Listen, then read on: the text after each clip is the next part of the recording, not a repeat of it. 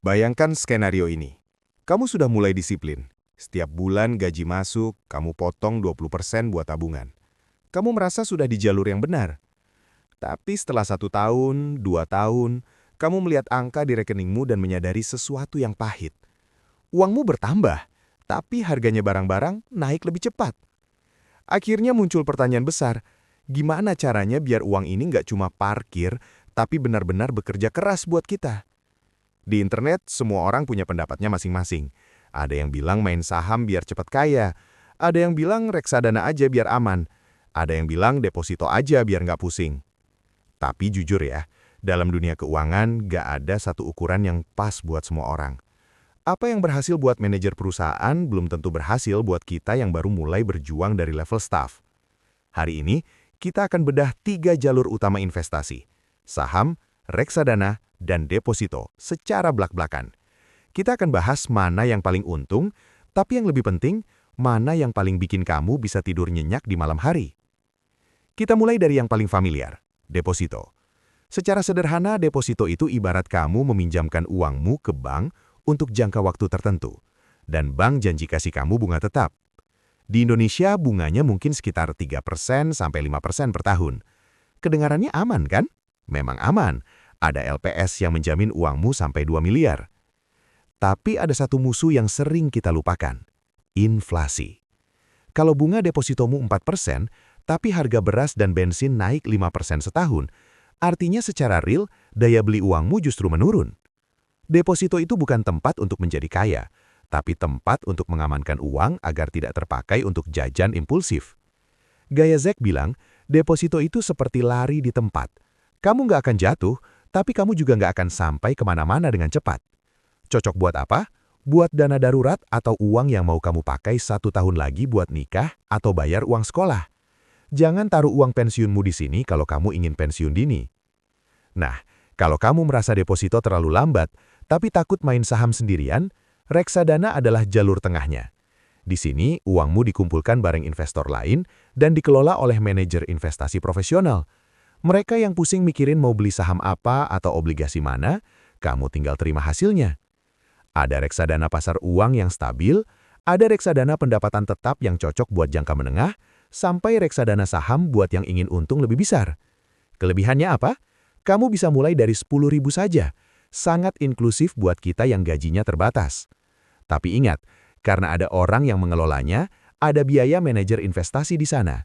Dan meskipun dikelola profesional, nilainya tetap bisa turun kalau pasar lagi hancur. Ini adalah pilihan terbaik buat kamu yang ingin uangnya tumbuh lebih cepat dari inflasi, tapi nggak punya waktu 24 jam buat mantenin layar monitor.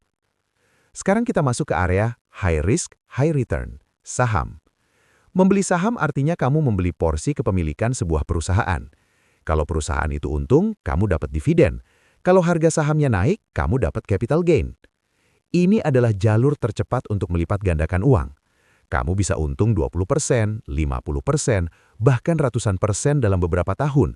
Tapi yang besar, kamu juga bisa rugi dalam waktu semalam.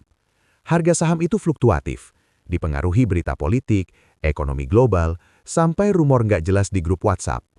Saham menuntut 2 hal dari kamu, pengetahuan dan mental. Kalau kamu gampang panik lihat angka merah di aplikasi, saham bukan buat kamu. Di jalur saham, kamu bukan cuma investor, kamu adalah pemilik bisnis. Kamu harus tahu apa yang kamu beli. Jangan beli saham gorengan cuma karena FOMO lihat influencer pamer cuan. Itu bukan investasi, itu judi yang dibungkus istilah finansial. Mari kita bandingkan secara visual. Misal kamu punya 10 juta. Kalau kamu taruh di deposito 5 tahun, mungkin jadi 12 juta. Di reksadana mungkin jadi 14-15 juta. Di saham perusahaan yang bagus, bisa jadi 18-20 juta atau lebih. Selisihnya terlihat besar, bukan? Tapi pertanyaannya, sanggupkah kamu melihat uang 10 juta itu jadi 7 juta dulu di tahun kedua, sebelum akhirnya naik ke 20 juta di tahun kelima? Itulah harga yang harus kamu bayar untuk keuntungan tinggi. Tidak ada makan siang gratis di dunia keuangan.